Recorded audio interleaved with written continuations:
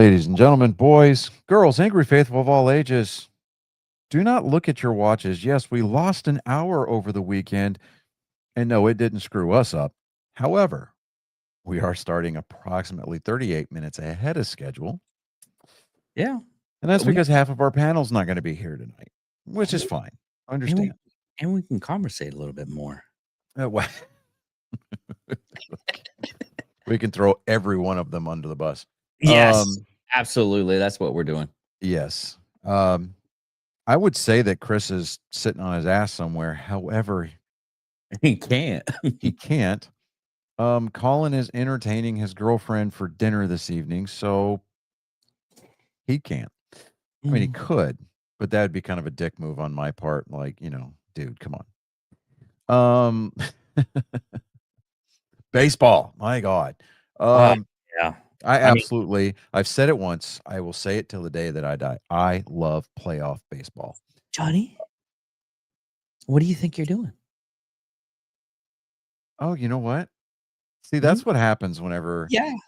Yeah. whenever the population reduces itself. You get things wrong. Hey, you know what? I'm wrong. I jacked it up. I'm going to turn things over, albeit very briefly, to our esteemed producer David Dickerman for this week's Weird Sport. Go for it, David. Okay.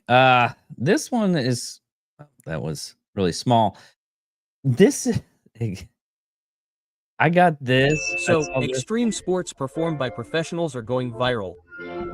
Some people even manage to jump from extreme locations like this. No. But this professional sport is beyond imagination. Damn, the parkour is going to be awesome. Watch this. Wow, they're even being asked to pay compensation. Yeah. It was just extreme parkour. They've been going from like mountaintop to mountaintop. I'm like, Yeah, no.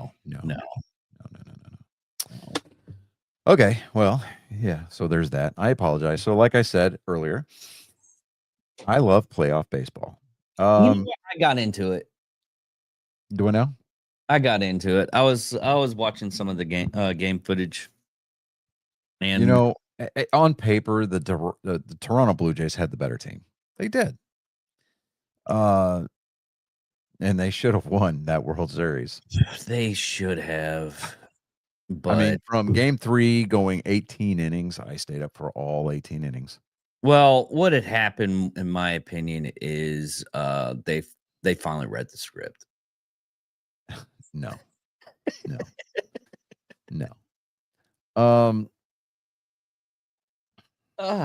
When you get into a game 7, which, so for my money, that is the 2 best words in all of sports.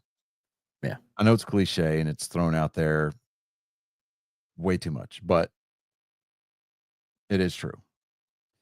Anyway, so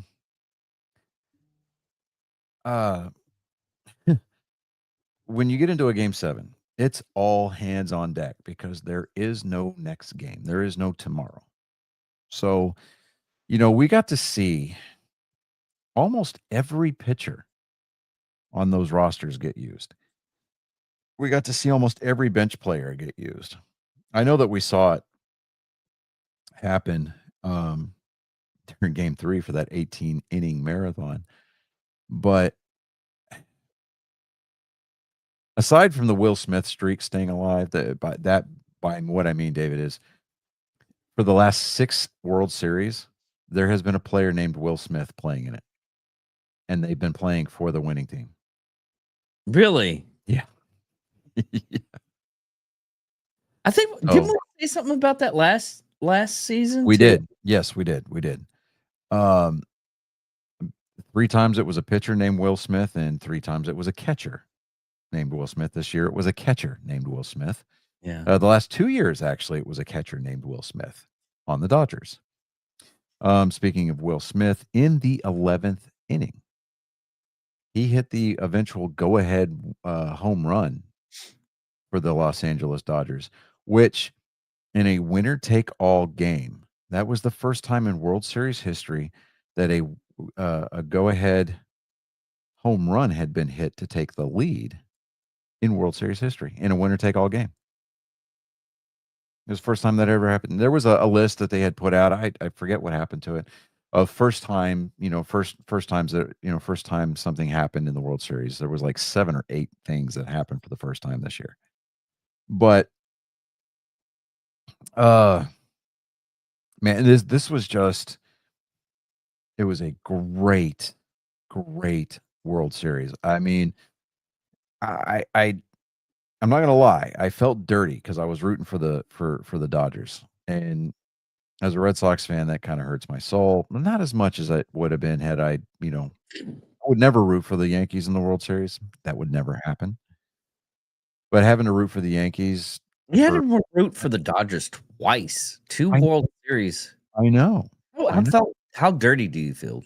I mean, Well, I felt less dirty this year, just simply due to the fact that we haven't had a repeat winner since the Yankees in the '90s, right? okay. Did you have to get like Um, baptized to feel a little bit, have your soul a little bit cleaned? Or are you still good? no, you know, I looked at it from this perspective, okay? Okay. Through the prism of the rose or the Red Sox tinted glasses, right? Because Mookie Betts, the Red Sox drafted him and they pissed him away, and he now plays for LA. Okay. He won a World Series with us back in 2018. Yeah. Okay. Dave Roberts, the Red Sox manager, the Dodgers manager, had a very pivotal role in the 2004 ALCS Game 4, specifically bottom of the ninth. He's the one that stole second base on Mariano Rivera and sparked the greatest comeback in sports history. He played for the Red Sox in 2004 and helped us win the World Series, breaking the curse. So So basically what you're saying is I was rooting for Cousins twice removed. okay. Yeah, I can see that. I can see that. That's what I was thinking. I yeah. was like, so basically they pissed off a lot of Red Sox players. Well, and there's a lot of Red Sox fans that are like, "Oh, it'd be nice, for the Blue Jays to get it. They're in our division." Shut up. No. They're in our division, and by default, we should root against them. Because why? We don't want to have to listen to them brag all season long. We got a ring and y'all didn't. Shut well, up. they would only do it a couple of times because they're No. Canadian. It's well, yeah, I mean, they would apologize before they do it, but they would do it every time. Soy. Yeah, so, sorry about this, but, just gotta remind you that we won the World Series last year, eh? Instead, the Toronto Blue Jays are donating all of their World Series champion T-shirts to third world country kids. Yeah. So, good job, Toronto. No, it was a good weekend for sports, championship sports anyway. I mean, the World Series on, I think it was Friday night, and then the NASCAR championship weekend all weekend. Which, depending on how you feel and who you root for, it was a pretty solid weekend. But I mean, anytime that the World Series ends, immediately we go into the hot stove season, right?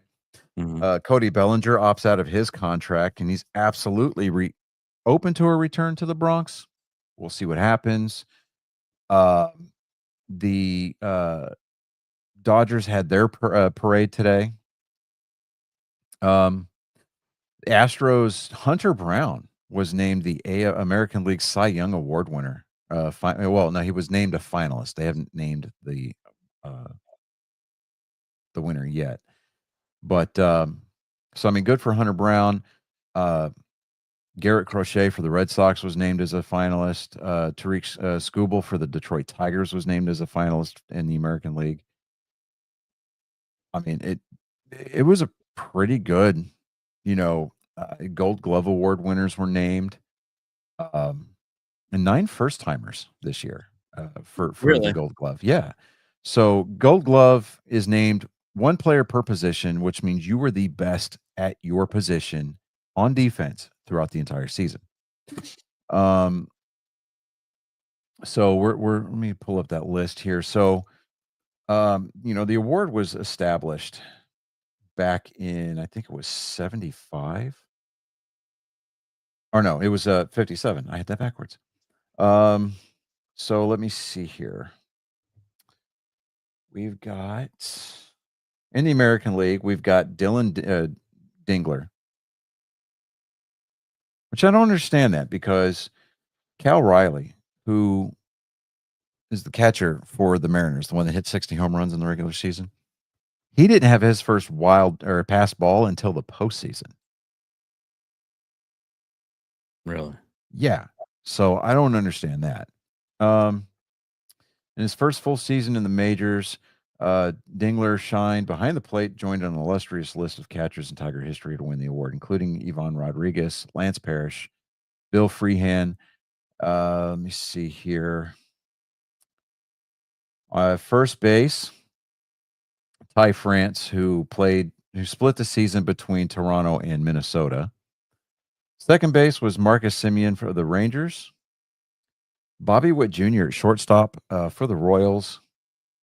Third base was Mikael Garcia of the Royals. Left field, Stephen Kwan of the Guardians.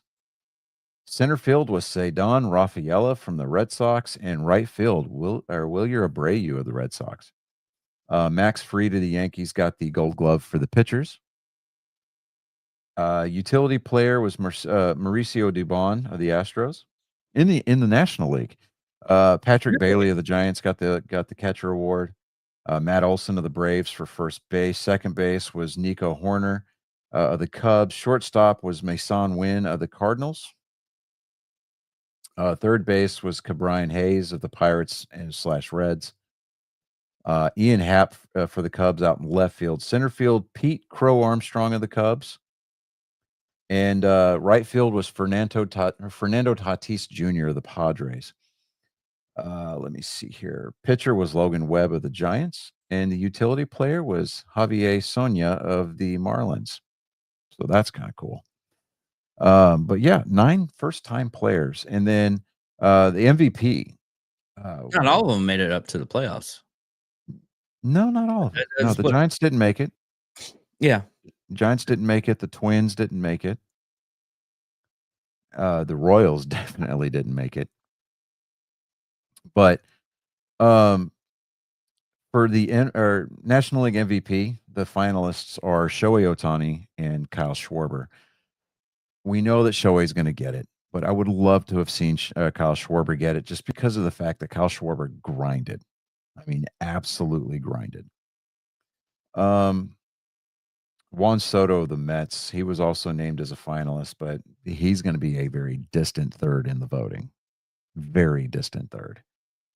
In the American League, you got Aaron Judge of the Yankees, Cal Riley of the Mariners, and Jose Ramirez of the Guardians.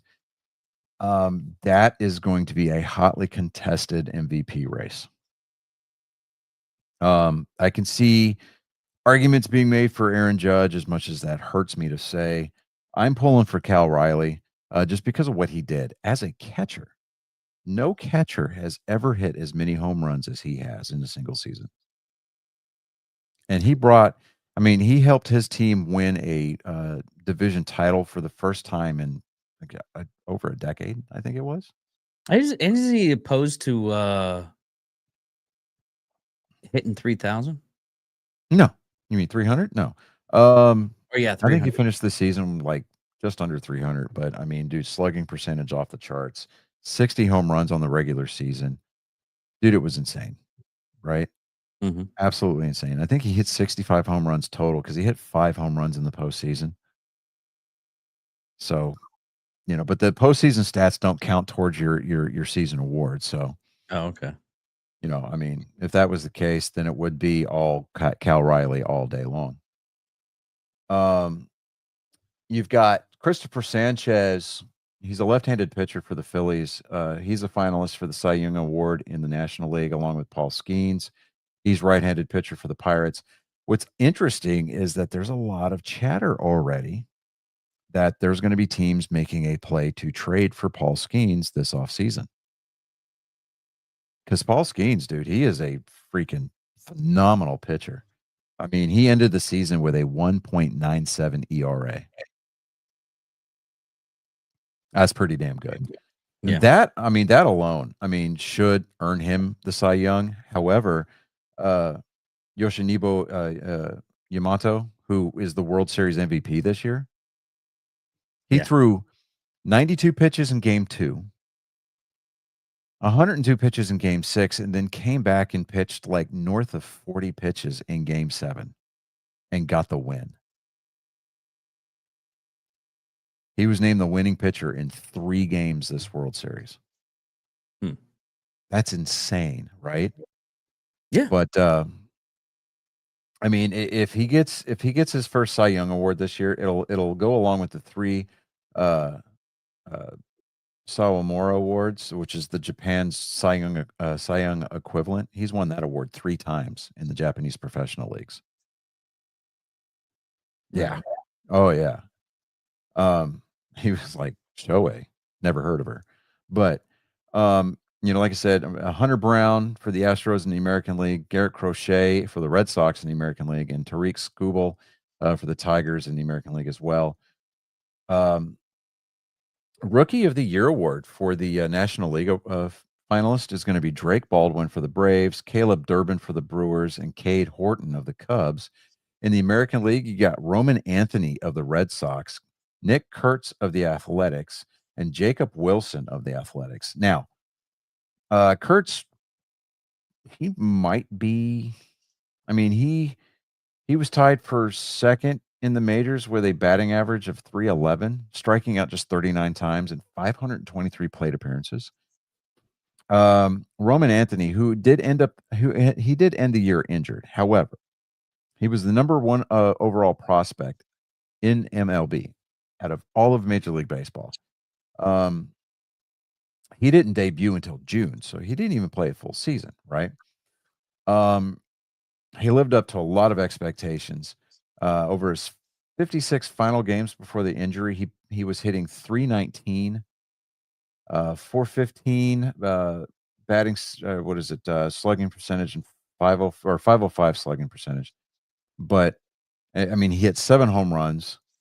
And the dude just absolutely made an immediate impact, right? Nick Kurtz of the Athletics, he just went on this like little home run tear. He hit 36 home runs this year in 117 games. He finished with 173 on-base percentage, tying with Jose Abreu back in 2012 for the best by a rookie with at least 400 plate appearances in the modern era since 1900. So there's a good argument to be made for Nick Kurtz. I would love to see Roman Anthony get it for obvious reasons, but we'll see. And, of course, you got the Manager of the Year awards, which, you're going to see Terry Francona of the Reds, Pat Murphy of the Brewers. I think Pat Murphy's going to end up getting that just because, he helped manage them to a division title for the first time and the number 1 overall seed going into the playoffs. Not that it helped them very much once they ran into the buzzsaw that was the Dodgers, but Rob Thomas of the Phillies, it would be a first-time winner if he did it this year. Terry Francona is looking for his 4th Manager of the Year award, which would tie him with Bobby Cox, Tony La Russa, and Buck Showalter for the most by any manager since the award was established back in 1983. So, in the American League, you're looking at John Schneider of the Blue Jays, Stephen Vogt of the Guardians, and Dan Wilson of the Mariners. Dan Wilson, I remember he used to be a catcher for the Mariners back in 2001 when they won their first division title. But this was his first full year at the helm with the organization up there in Seattle, led them to the division title, and took them all the way to the American League Championship Series. So, in his first full year, I'm just like, oh, okay, cool. That's pretty damn good. I I would like to see Dan Wilson get it. However, I think John Schneider of the Blue Jays is going to do it just simply due to the fact that the um, the Blue Jays were in last place last year. They finished dead last year. And then he comes in this year. It's his third full season and fourth overall in Toronto's dugout. But he was kind of on the hot seat. And so he was like, all right, I'm going to come in there. We finished last place last year. So we finished damn near, we finished first place in the division. He got them the division title. There was really kind of no doubt, with the exception of maybe like the last couple of weeks in September, but for the most part, Toronto kind of had this division from wire to wire. And then obviously took them to within maybe an at bat in the World Series. So, but I don't know. Probably John Schneider's going to get that, but we'll see what happens. I know that Alex Bregman did opt out of his contract with the Red Sox today, so him and Bellinger are both going to be available free agents. Will their respective teams sign them again? I don't know. I've got some thoughts on both of them because they're both aging. I mean, really. They're both very capable and still very productive players, but I don't see long-term contracts being dished out, the way that they're expecting them to be, the way that their managers expect, or their agents rather, are expecting them to be dished out, just simply due to the fact that, Alex Bregman is injury prone, and he is approaching his late 30s. He's got a very finite shelf life right now. So while Alex Bregman is going to command that big money, I say big money. He's probably looking for maybe a 4-year deal for 146.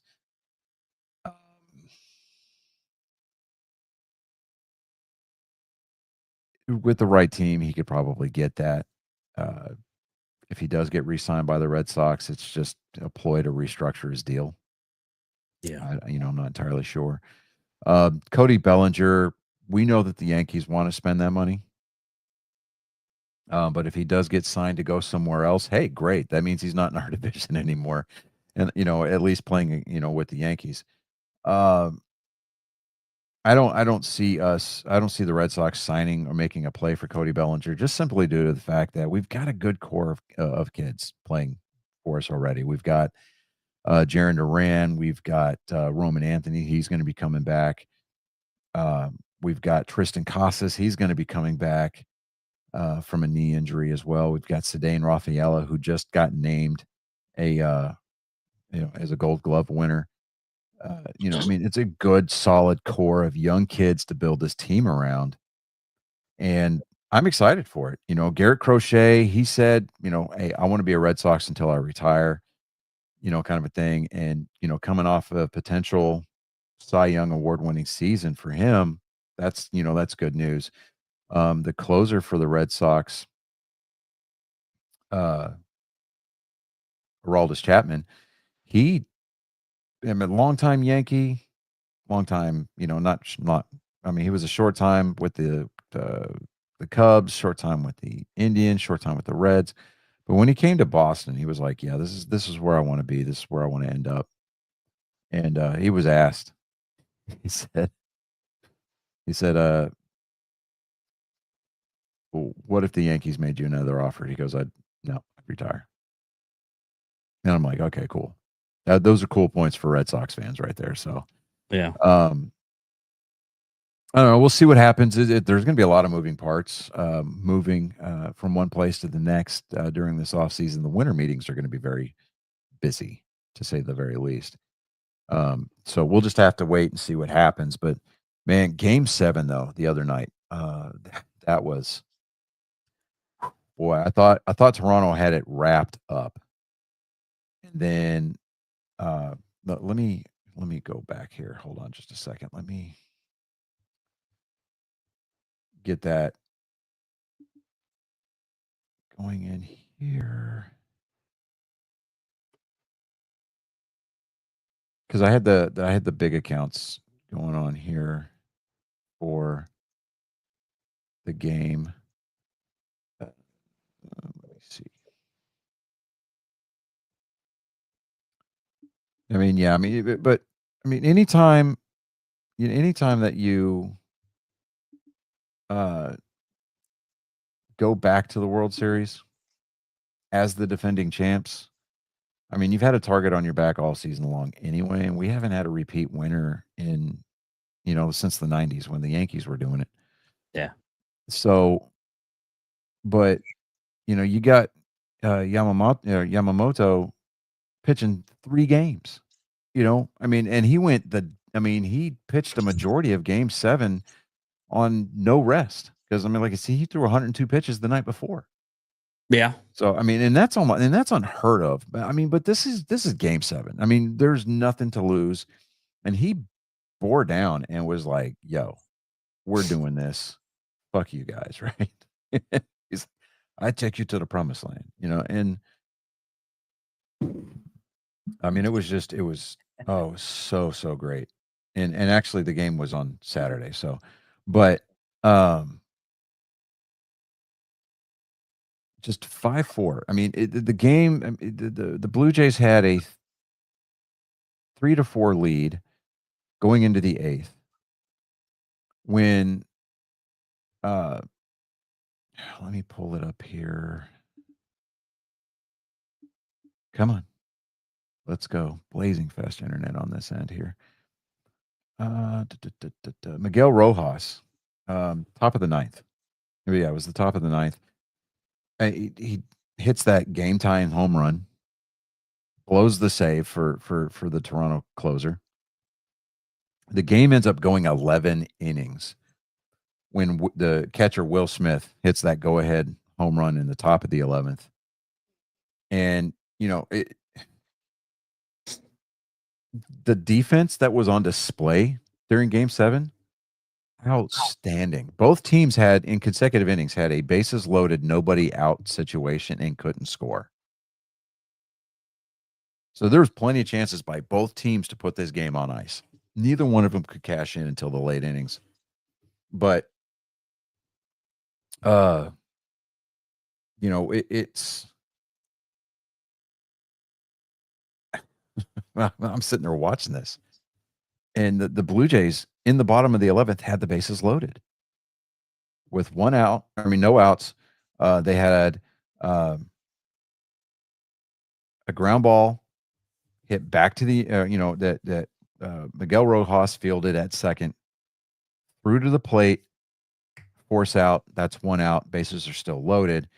They needed a ground ball double play to win the World Series.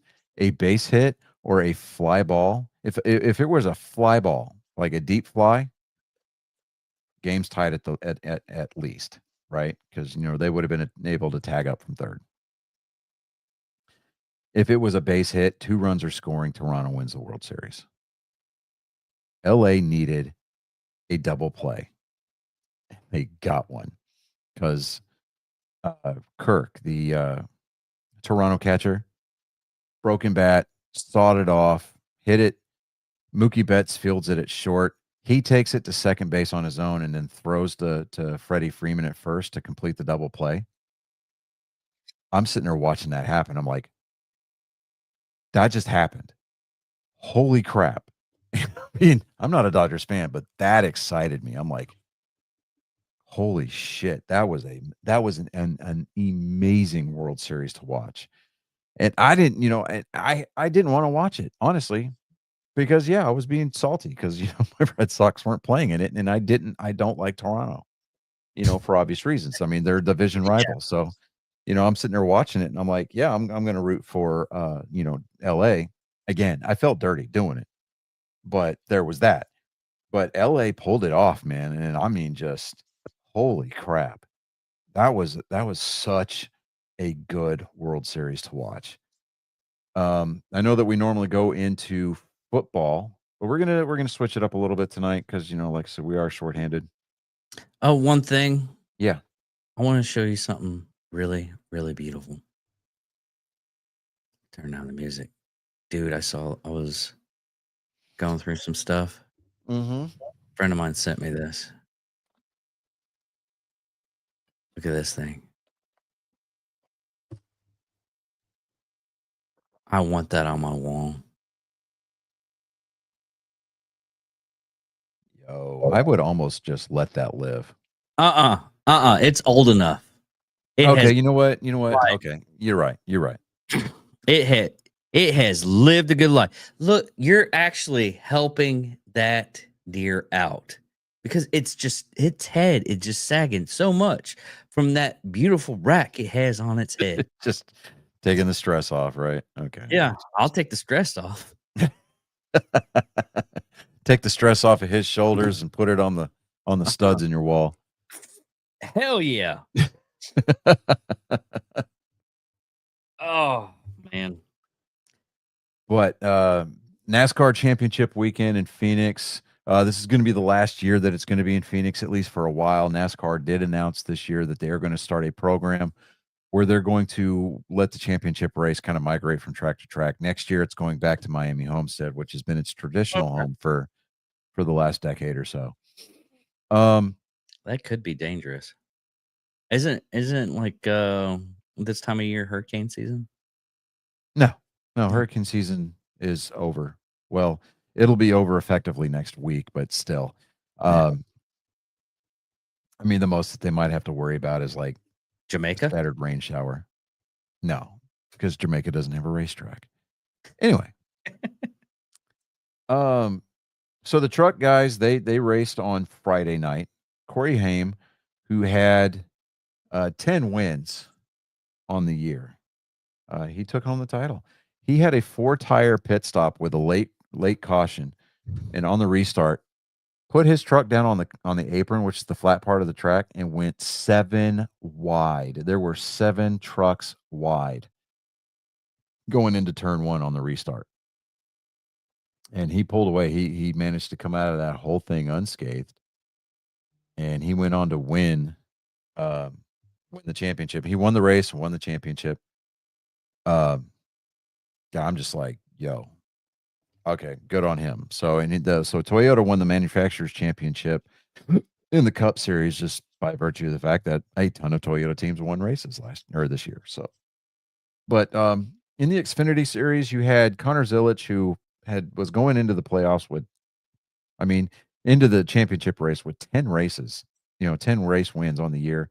You had Justin Allgaier, Travis Kvapil, all 3 of those drivers representing JR Motorsports, which is Dale Jr.'s Xfinity team, right? And the whole family just got home. Let the dogs bark. Yeah, that's right. It happens. I give it and then you had Justin Love, the lone non-junior motorsports driver representing Richard Childress Racing. He did not have the strongest of years. However, he made it through the format to qualify for the championship race. And, say what you want about the format. He and his team stepped up when it mattered the most, and they went out and won that race. They put the best car in the field out on the track Saturday night. That's all that matters. So Justin Love won the Xfinity points championship for 2025. And then we've got the Cup race. The championship 4 were comprised of Joe Gibbs Racing and Hendrick Motorsports. You had William Byron driving the 24 for Hendrick Motorsports, the 5 car driven by Kyle Larson for Hendrick Motorsports, versus Denny Hamlin, who was the heavy favorite to win the championship this year. His first champion, he's been driving for 20 years. He's got 60 wins in his career. And, everybody was like, he's the guy to beat this weekend. And he was. He had the best car. And I'll get into why he didn't win the championship here in just a minute. Then you had Chase Briscoe, who drives the 19 car, formerly driven by Martin Truex Jr., but He Chase Briscoe slid into that seat this year full time whenever Martin Truex Jr. retired and stepped away from racing at the end of the season last year. So the two big powerhouse teams facing off to see who's going to be champion at the end of the year, right? Mhm. I mean, William Byron led for a good portion of the race. His car faded there toward the end. He actually crashed. He blew a right front tire, which brought out the last late race caution of the evening. It caused a green white checker overtime situation for the race. Kyle Larson, his engineers, the engineers for his car were telling his crew chief Cliff Daniels, "Hey, look, we can't beat Denny Hamlin straight up. We need to do something extreme. So bring him in for a 2-tire pit stop." Like, okay, 2 tires are not going to last as long as 4 brand new tires, which is what everybody else is doing. So they brought in Kyle Larson, put 2 right side tires on, and got him a ton of track position. And Kyle Larson said he put the car out there towards the wall on the top end of the track, and he said it stuck. Like, he had way more grip than he was anticipating. And so he's like, "Hey, look, guys, if 2 tires worked, if we get a chance, we need to do that again." Because it looked like Danny Hamlin was just sailing off into the history books. I mean, he was literally going into turn 3 to go take the white flag, right? And that's when William Byron crashed. They brought out the caution. Everybody comes down to the pits, comes into the pits for fresh tires, right? Denny Hamlin took 4 tires. Kyle Larson, Ryan Blaney, Brad Keselowski, I think Chase Briscoe, a couple other guys, they all took 2 tires. Denny Hamlin went into the pits leading the race, came out in 10th for the restart. He is buried back in traffic. Kyle Larson comes out 3rd. You get the restart. Kyle Larson hangs it out to the outside. He is trying to get that run, right? And he thought for a minute there, he said he thought that they had a real good chance to win the race. He was trying to work his way around Brad Keselowski, but Ryan Blaney just came in, dive bombed the corner, and just sailed off. Right? He was like, yeah. At that point, he's just like, the spotter is telling him, "Hey, look, here's where the 11 car is, which is Denny Hamlin's car." And at that point, that's all they had to worry about was where was Denny Hamlin, because Kyle Larson knew he didn't have a chance to win the race at that point. But said it on. He knew he didn't have a chance to win the race at that point. So he's like, all right, all I've got to do this one race, I need to finish in front of of Denny Hamlin. Where's Denny at? He's mired back in traffic. He's in 7th position right now. Hit your marks. Take care of your car. We need to make it to the white flag. Okay. So they make it to the white flag. 1 lap to go. I mean, Denny Hamlin was basically 40 seconds away from winning his first championship when the caution came out. 40 seconds away. How nuts is that, right? You had a lot of people that were actually kind of heartbroken for him. And I mean, to a degree, after the fact, yeah, I was, because, it was important to him to get that 60 win mark, this year, because his dad's got failing health. And, he's like, my dad's never going to be able to see me race for a championship, most likely next year. This is the year that I need to do it. And I mean, he came within 40 seconds of doing it, right? Which is basically a lap and a half.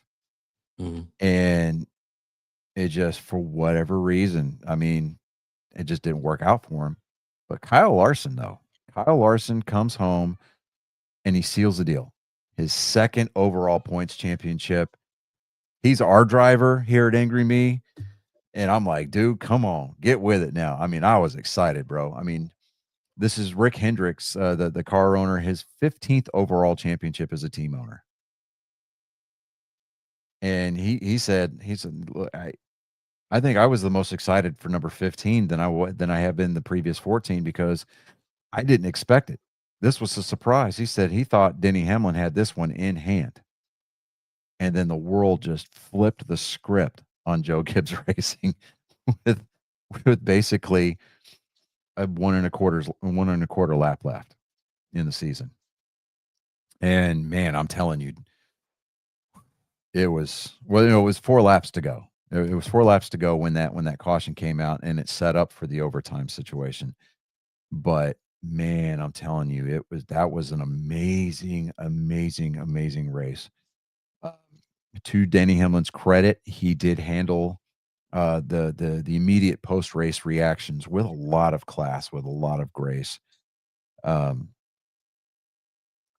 can't really fault the guy. Yeah, I do feel bad for him. I do. Um, I mean, he did. He reacted very humanly. He said, I can't. It makes me not want to ever get back into a race car again, right? But he's got a contract for next year for I think the next 2 or 3 years with Joe Gibbs Racing in the number 11 car. Um, will he win a championship? I mean, I don't see why he can't. But I mean, if he doesn't, it's not going to tarnish his legacy. I mean, he's definitely going to be a first ballot Hall of Famer whenever his eligibility for NASCAR Hall of Fame comes up. Just because, what he's done with the sport, what he's meant to the sport, 60 wins, three-time Daytona 500 champion. Man, but I mean, we get to see Kyle Larson, defend his title next year going into 2026. So it was a good season. I mean, absolutely a good season to watch from beginning to end. The schedule is going to look different going into next season. But hey, we're here for the chaos, and we'll see what happens when it happens. But going into football, Yes. Jesus. This weekend was horrible. You want to know something even more horrible? Right now, the Cardinals are up 10-0 over Dallas in the God, second quarter. I thought we were gonna not do bad news this week. Hey, you know what? I mean, that our picks from last week are nothing but bad news. Okay, so first game, it was the Thursday game. It was the you know what? And I did not write Chris's picks. He did send me his picks. So let me. I thought I was doing good. I thought I was doing really good. Okay, so we all 4 picked Baltimore to win that game against the Dolphins. They did 28-6. That was actually Lamar Jackson's first game back since his injury. So it might be a little bit prudent for us to give Baltimore more consideration going forward for the rest of the season. Possibly. I didn't say definitely. Next up, we had the Bears at Cincinnati. That game was wild. 47-42 Chicago. You and Chris got that game right. Yeah. Flacco almost won that. Yeah. There Almost only counts in horseshoes, hand grenades, and atomic bombs. I know, but surprisingly. Go ask Denny Hamlin about the word almost. Okay. Next up, we've got the Vikings at Detroit. We all picked Detroit. We were wrong. Yeah. Next up was Carolina at Green Bay. We all picked Green Bay. Yeah. Again, Yeah. we were all wrong. I'm not picking. I saw that score and I was like, what? Yeah. What? Yeah. I was watching.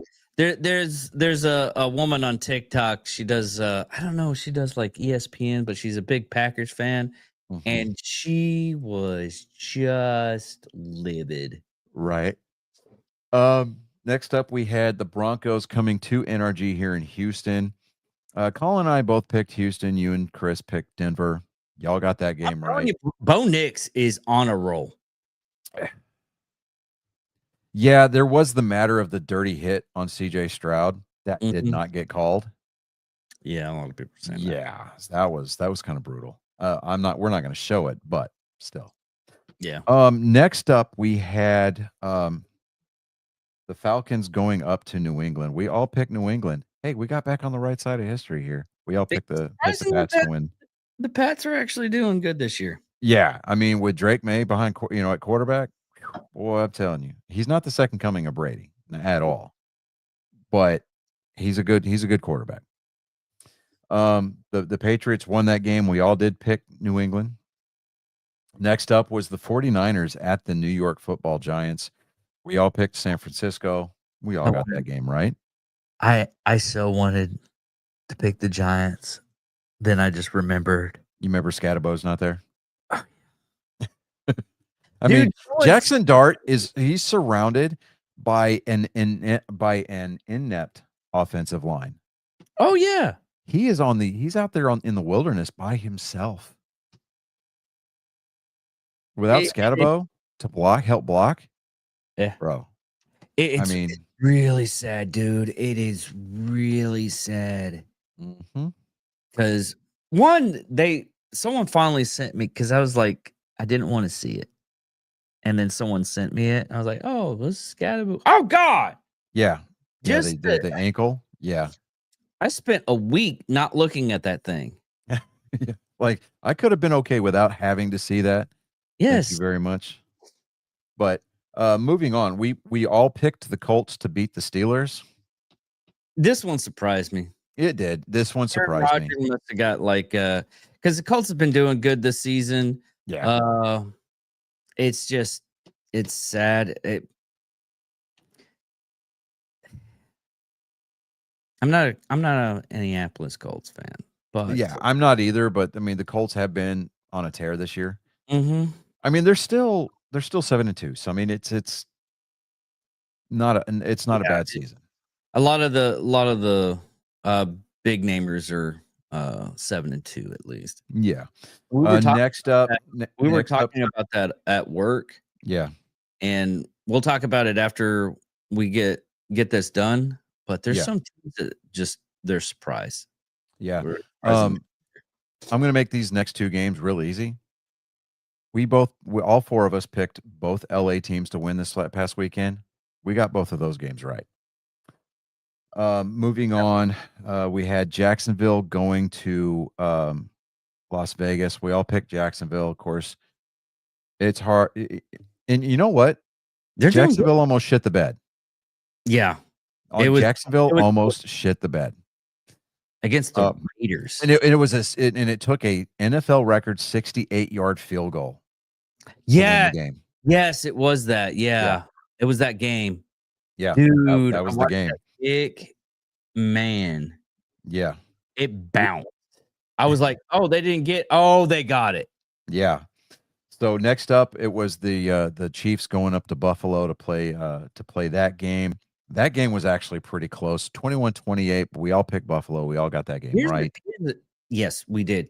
Here's the strange thing about that is there's a moment where Patrick Mahomes was going back, and you could see that a couple of Bills defenders weren't even trying to get to him. Yeah. It's weird. It's like, and yes, you can look at me. And it's kind of funny to see Patrick Mahomes kind of get exposed like that when he's not getting favorable calls. Yes. It is so, dude, yeah. It's one of those things is like, I'm not saying there's a script, but some people read that motherfucker. Yeah, right.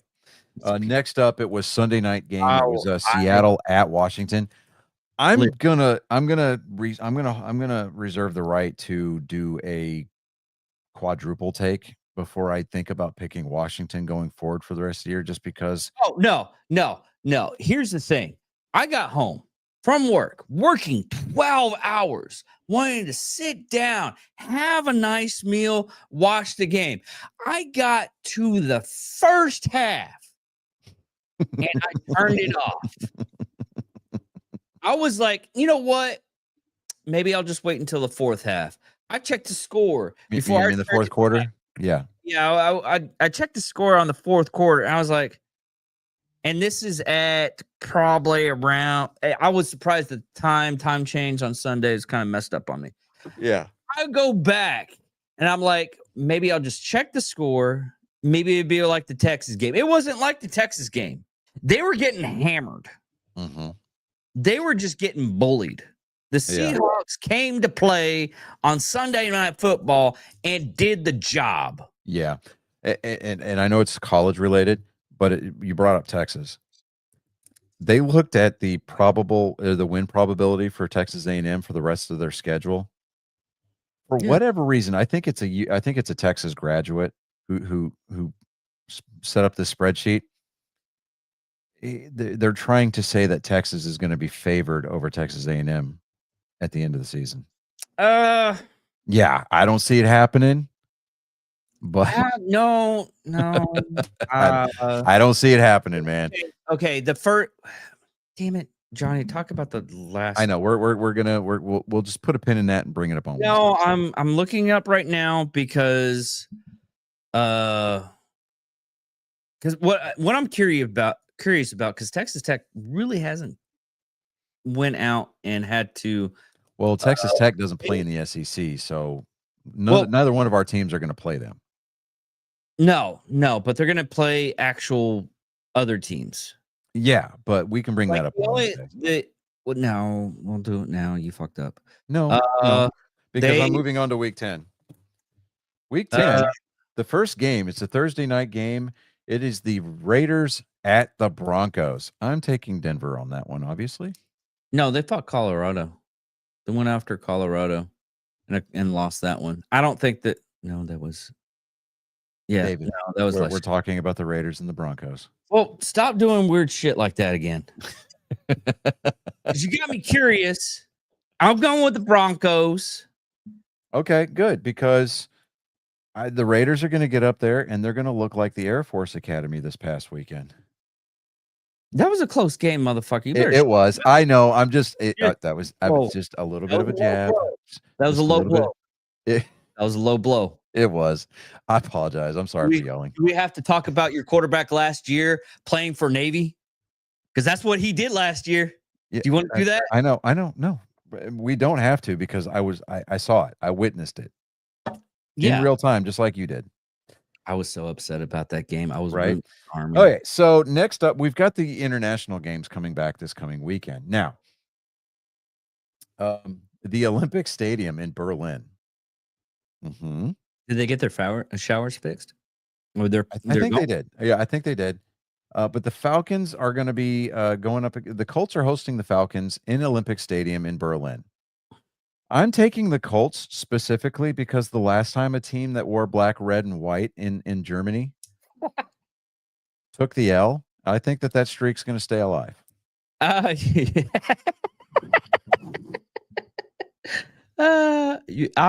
going with the Colts only because of scoring, but you got a good point there. Well, dude, it doesn't bode well, right? It doesn't bode. You've got a team that is wearing black, red, and white in Olympic Stadium in Berlin, and it kind of looks like an eagle. I mean, it's uncanny. Just saying. I mean, at least it's not the Philadelphia Eagles in Olympic Stadium in Berlin. Yeah, but it's green and white. No, I know it's green and white. But yeah, I mean the similarities. I mean, yeah. Think the memes are not going to be rich this week. This is going to be good. It's going to be one of the players has like a close name. I think. Anyway, next game we've got back here on the friendly shores. We've got the Saints going into Carolina against the Panthers. I'm taking the Panthers. Going with the Panthers. Yeah, I already marked you down for it. I kind of figured. Yeah. Next up, we've got the New York Football Giants going up against the Chicago Bears in Chicago. I'm going to go with Chicago. Yeah. We've got the Jaguars coming to Texas. They're playing the Texans in Houston this weekend. I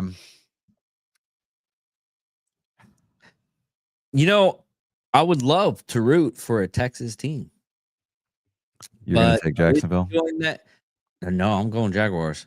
Yeah, that's why I said Jacksonville. Yeah. You know what? This is going to be a homer pick. I don't care. I'm not ashamed. Yeah, this year What's sad is the only Texas team I can go with is college teams. Right. Luckily, we got 3 of those. Yeah.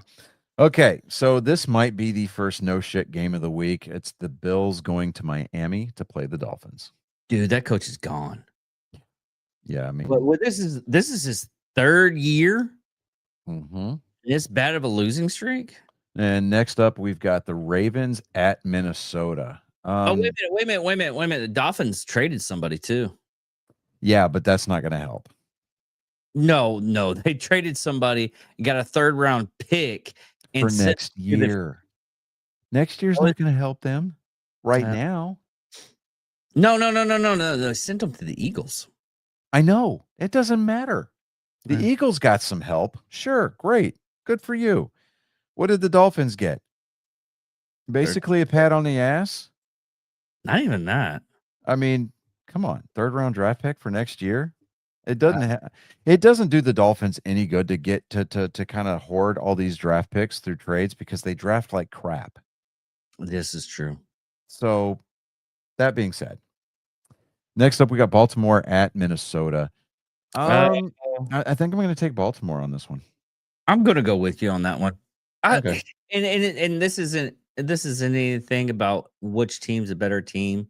Right. It's more or less I like the Ravens a little bit more. Yeah, I mean, I'm not impressed with the way that the Vikings have been playing this year. I'm just not.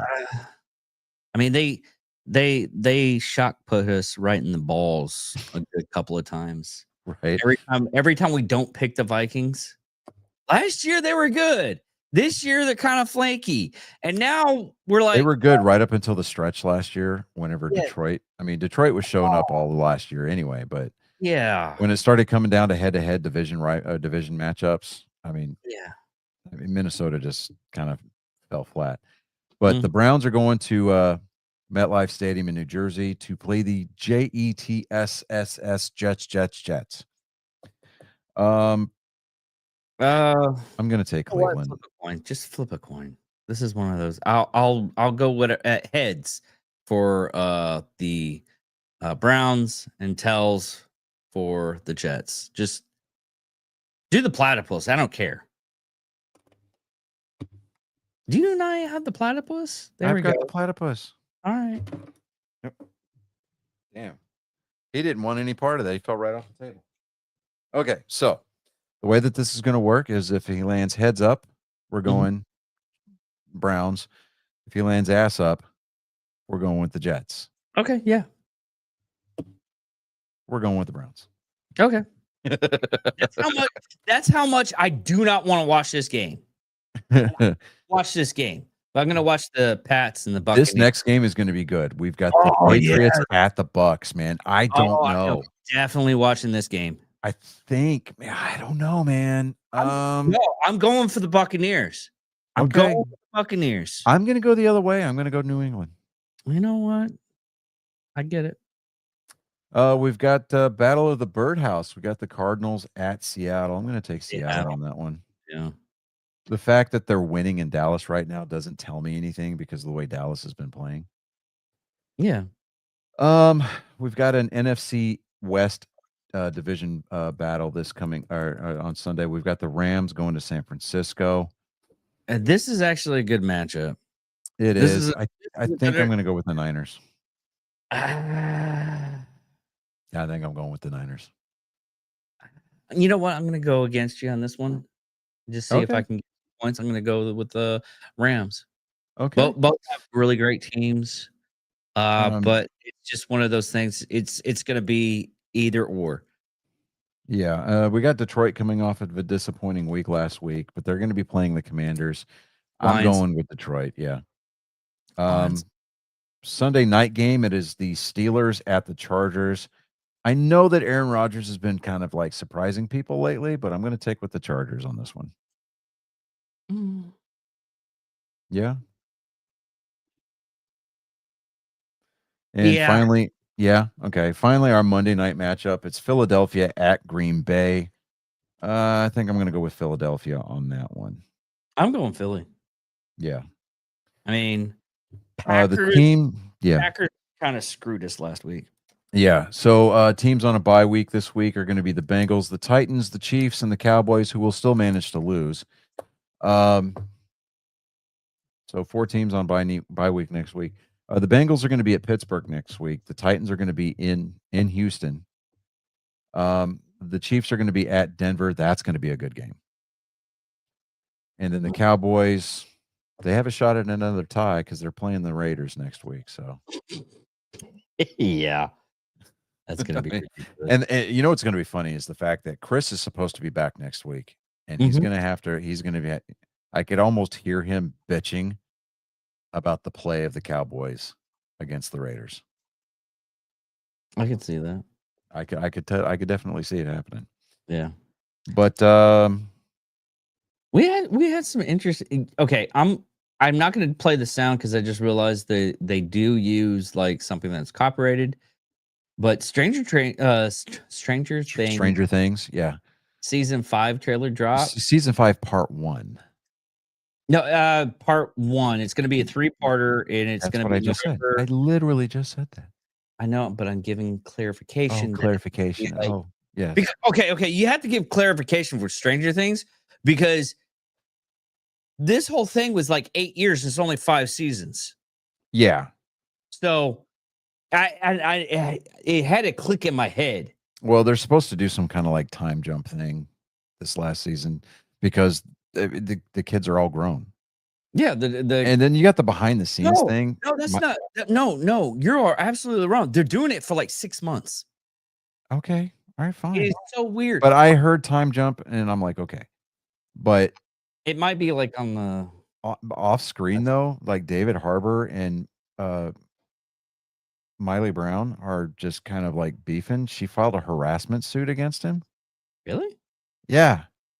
And I'm like, What's really strange is she's married with a kid.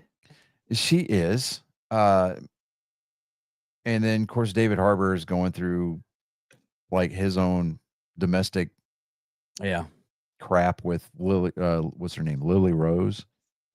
But from I mean, from what I'm gathering, from what I have read on it, which isn't very much, she's kind of not Millie or Miley, but it's like Lily Rose, David Harbour's wife. I mean, she's kind of batshit crazy.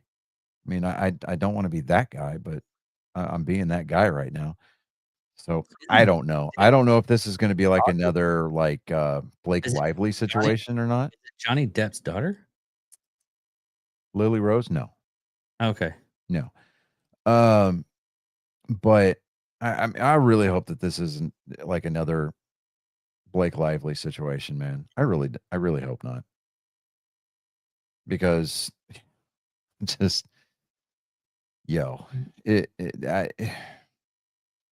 that whole thing blew up in her face and by default because he was defending her, it blew up in Ryan Reynolds' face.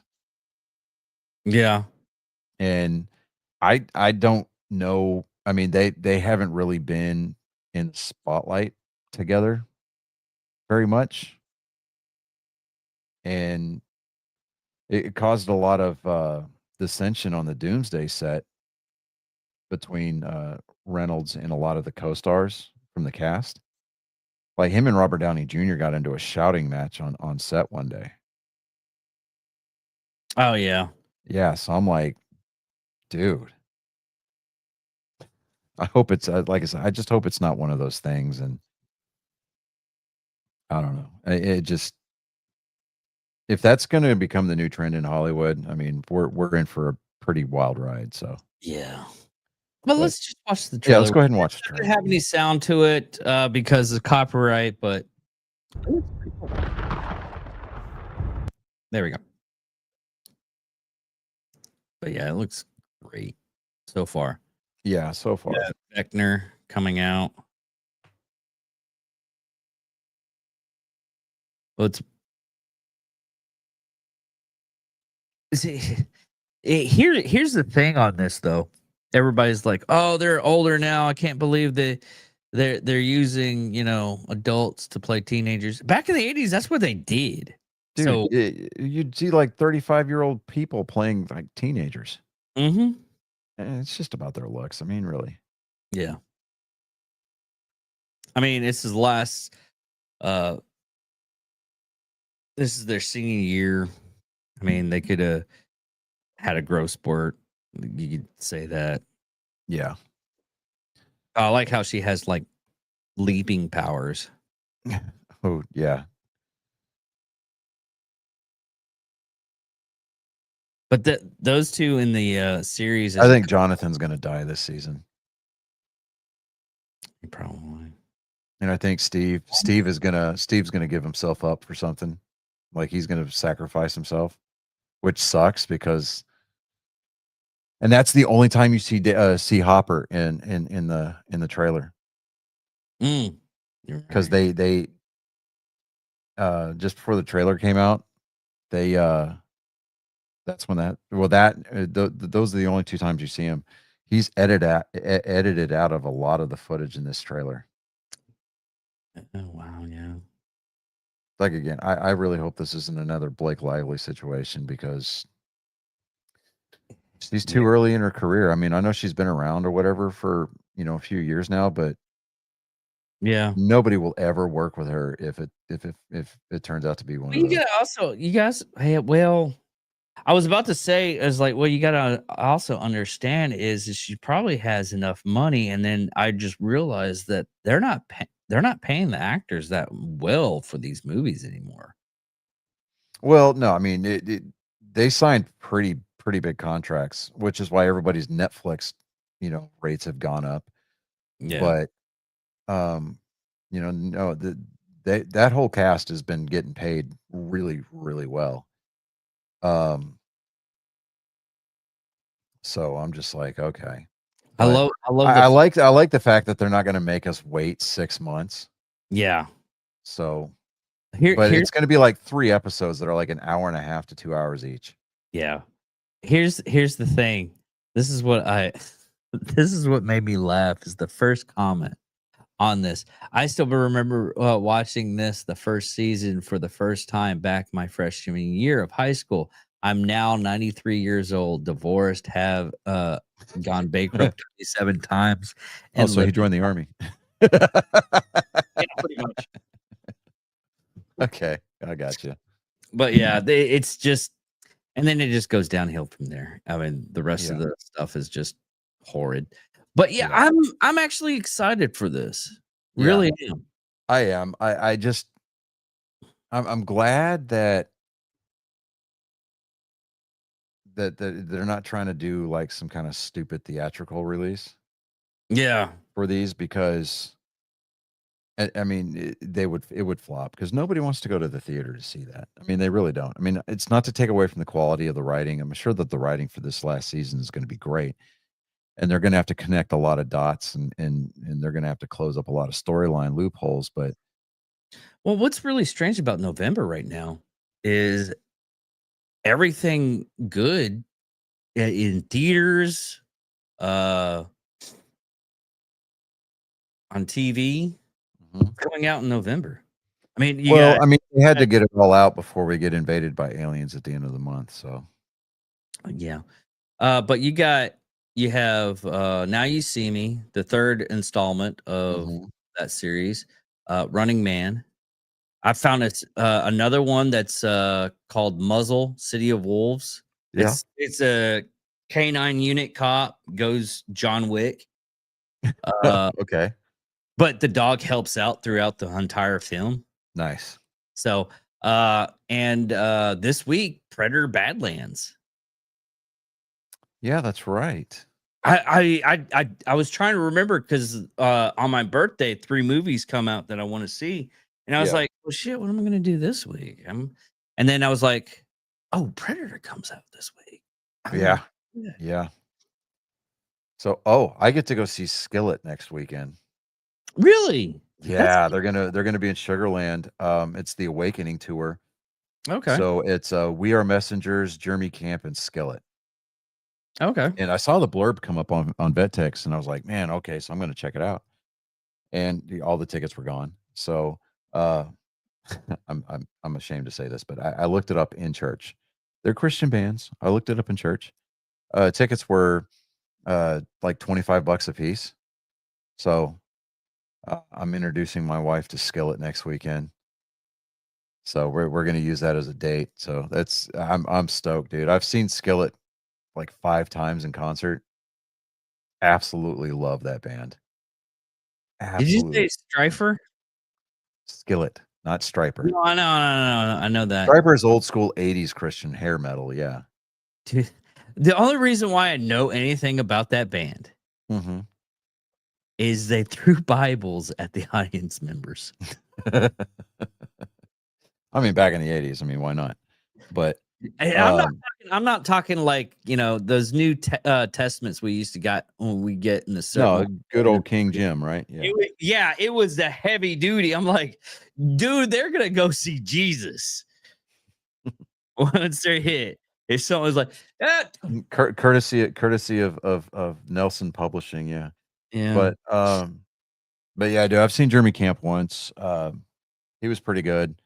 I haven't heard any of his new stuff here lately, but it's not that hard to get caught up. But We Are Messengers. I mean, that's going to be kind of unique. It's a little bit on the heavier side. Not necessarily screamo or anything like that, but I am so stoked for Skillet, dude. I can't wait. What's really strange about that band is their one of the band members, I think, or two of the band members are electronic engineering and Which band? Skillet. Oh, well, see, And they run the whole show. Well, they do the programming for that well, show. okay, so John Cooper and his wife Corey, right? He plays bass and he's lead vocals. She's lead guitarist, backup vocalist. She's also the keyboardist. Mhm. And then you've got Jen Ledger. She's the drummer, right? And she's also backup vocalist, dude. And then their lead guitarist. But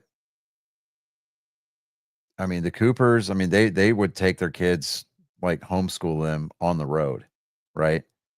And you wanna talk about just living the message, dude. It's one of those, that's one of the reasons why I love Skillet so much is the fact that, John Cooper would talk about, they would be on some of the more secular tours, and, uh, he's friends with a lot of guys that are in secular bands. And he's like, and people that are on the road crews, he's like, they make decisions that I don't agree with all the time. And I'll tell them, like, hey, I don't think you should be doing that. But he respects them enough, like, to just let them hang themselves, kind of a thing, and just show them the right way, Yeah. as far as like morality is concerned, common sense stuff. And he's like, you'd be surprised the number of actual Christians that are out there on the secular tour circuits, especially in some of these like bigger profile bands. And I'm like, wow, okay, that makes sense. But I can't wait, dude. It's gonna be such a good time. You couldn't get Yeah, I couldn't get parking for the Megan Kelly event because it was $50. But when I bought the tickets, I bought it as part of a package. I got parking over there at the Smart Financial Center in Sugarland. Paid $16 to park. Sorry, I've already got the tickets on my phone. They're on my Apple Wallet. I'm good. okay. What was gonna say you didn't get meet and greets. Wonder how much No, I just as much as I would love to meet them, uh, I'm not dropping an extra $200. Sorry, just not doing it. If I wasn't willing to drop $200 to do meet and greet with William Shatner, no, I'm not. I'm not going to do that. I don't know. I would do it for the Shatner only because Okay, no, to be fair, if I had the funds at the time, yeah, I would have bought 2 meet and greets, for me and Reagan, to meet and greet with Shatner. But eh, you know, I just when we went to go see that screening of Star Trek 2 with him, that was for the experience, right? And just to like hear him talk and tell stories from behind the camera kind of stuff and behind the scenes. And I mean, it was the experience. okay. We got to hear Captain Kirk drop the F bomb a couple of times on stage. So that was that was pretty cool. You know, I mean, he's like, I love you too, but shut the fuck up. I'm talking. You know, That's when you know you've aged. yeah. I mean, the dude's 94, so Yeah.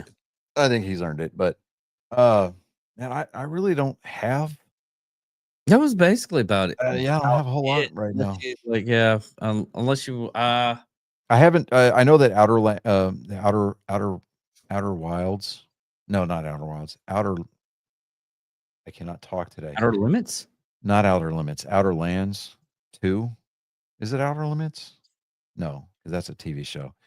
Anyway, the Bethesda game that came out on the 29th. I haven't played it yet just because I've been busy. Like I said before show, we're moving the in-laws this week, and Mm-hmm. I've been tied up with that, and that's going to be going on for another couple of days, and then I've got a line on an original 1979 advance sheet poster for Star Trek the Motion Picture. The guy wants $30 for it, and he's just a little north of me. Because you remember we were at that Comic-Con when we were trying to do that live show, and I bought the laser disc Yeah. for the motion picture. Yeah. It's an original advance poster. Like they send it out in advance to the theaters to drum up excitement for the film. Yeah. And he's got one, and it looks like it's in great shape. So he wants $30 for it, and I'm like, okay. Yeah, So, that's not that bad. It's hard to find those types of posters in that kind of condition. yeah, I mean, because movie posters, dude, they used to be art. I mean, they're considered artwork, but the actual movie posters are really hard to find. Yeah. So, I mean, the only thing that this one doesn't have is it's not folded like most movie posters are. This one's actually rolled up. So, Okay. and I may spend a little bit of extra money to get it, not necessarily restored, but I may spend some extra money to get it mounted in a frame. Check the dates on it because you can buy those movie posters for anything and sell them. Yeah, it says advanced 01 1979. Okay. So it's authentic. So, but yeah, past that, I really don't have a lot. Actually, I don't have anything going. So Yeah, it's kind of sad as we used to do these like at 7:30. We would go on till like 9, and now we're getting to that stage. You're like, I don't want to talk anymore. like I'm all talked out. It's like my wife sits there and I'm just like staring off into space. She's like, "Are you okay? Did something happen?" I'm like, "No."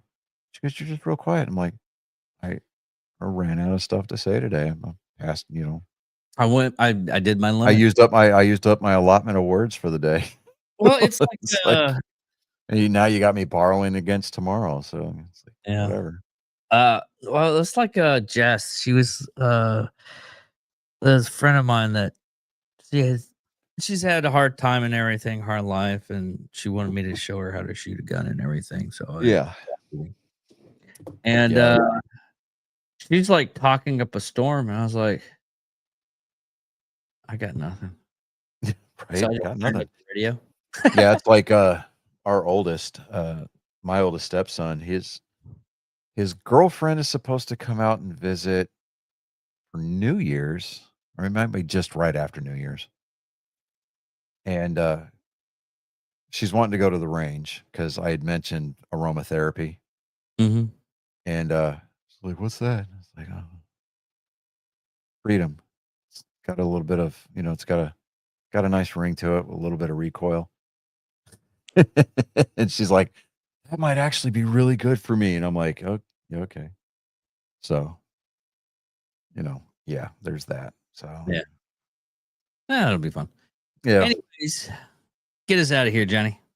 Well, ladies and gentlemen, boys, girls, angry faithful of all ages, we may be shorthanded, but that is not going to prevent us from taking time to hear this message from the President of the United States. There was once a pirate, wonderful pirate. She was a terror on the high seas and a demon in the sheets. A credit to lesbians everywhere, really, a great lesbian pirate. Her name was Bearded Clam. She really was wonderful.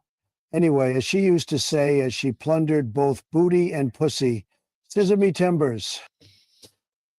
You know what's funny is that you see those AI Pixar things on TikTok now. Mhm. There's one that says "Scissor me timbers," and it's about two girls on a sailboat. I feel like we've been robbed. I did not get that phrase trademarked fast enough, and it I kind know. of pisses me off. Yeah.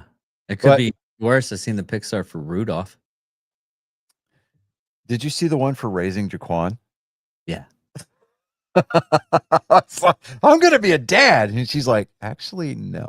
I Yeah. was like, that is so brutal, dude. Yeah. Oh man. Anyways, you've been indentured. I would say that you've become privy. Whether or not it was against your will, well, that's for the courts to decide. And well, good luck getting a grand jury to indict me on that one. But ladies and gentlemen, I'm Johnny Skelton. I'm David Dickerman. Be back here for next week on the same bat channel. At least we may be early, we may be on time.